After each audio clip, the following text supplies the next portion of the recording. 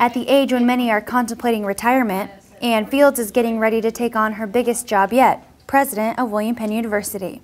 Ann will be the first female president in William Penn history.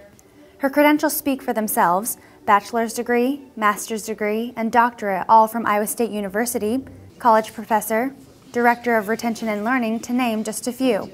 But her journey to the president's office has been anything but typical. In fact, she didn't begin college until the day after she turned 40. Ann Fields grew up in northeast Iowa, the second oldest of 7 kids. She got married, moved to a farm in Cresco, Iowa, and had 2 children right out of high school. Her life was moving smoothly until the farm debt crisis hit in the 1980s. Her family's 1,000-acre farmland was suddenly valued at about half of what they paid for it, and they went into farm bankruptcy. With her kids attending Iowa State University and her husband on the road, she knew her life needed to change. We had lost our farm. My husband was driving semi across the United States, and I was home alone with a dog. And I said to the dog, we have to find a better life than this. So we moved 200 miles to Ames, Iowa, so I could start my college the day after I turned 40.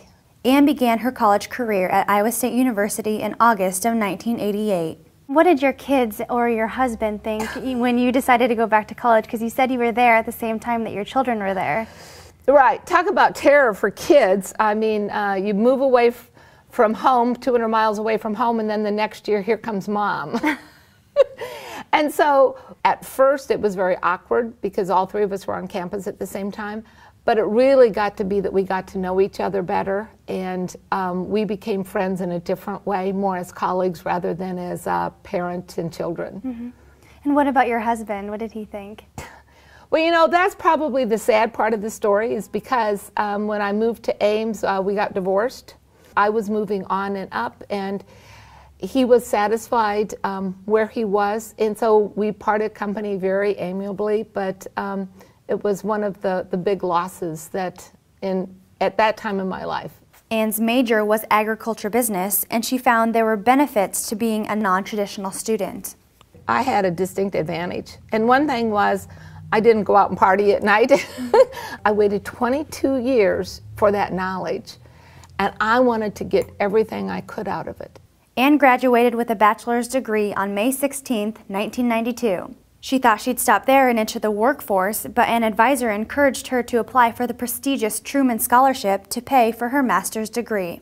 Ann was one of 2 Iowans to receive the $30,000 scholarship that year.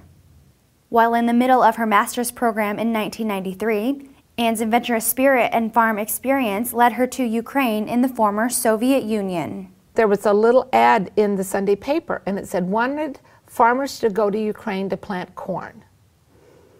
I thought, well, this looked pretty neat. So I called up a girlfriend, and I said to her, how would you like to go to Ukraine and plant corn? We both knew how to drive tractors, plant corn. We both were interested in it, so we said fine. So we applied, and Robin and I and 98 men, farmers, went to the Ukraine to plant corn for 3 weeks.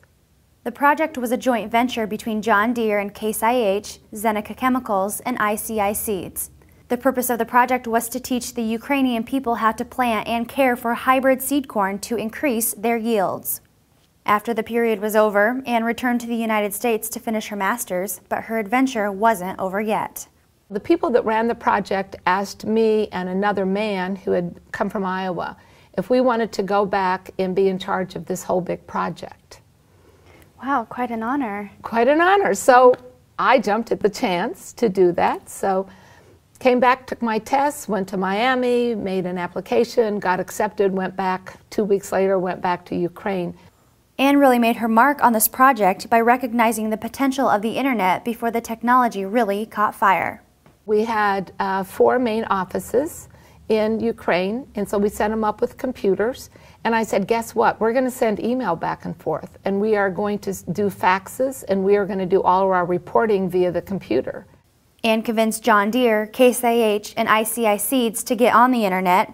She also convinced them to buy computers for each farmer's family in the U.S. so they could communicate by email instead of by telephone.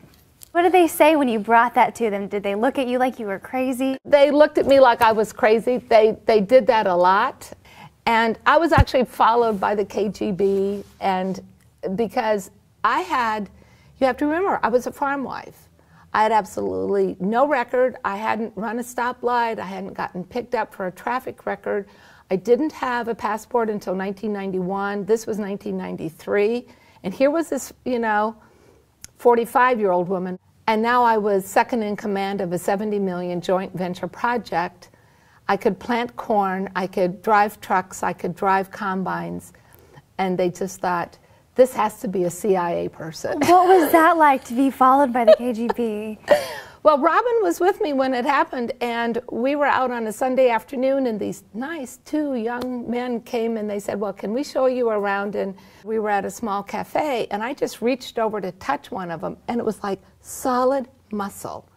And all of a sudden I said, you're KGB. They said, yeah, we've been hired to track you. We just laughed about it, but they were serious, because they just didn't know why two middle-aged women could know how to drive the equipment and could end up in Odessa, Ukraine.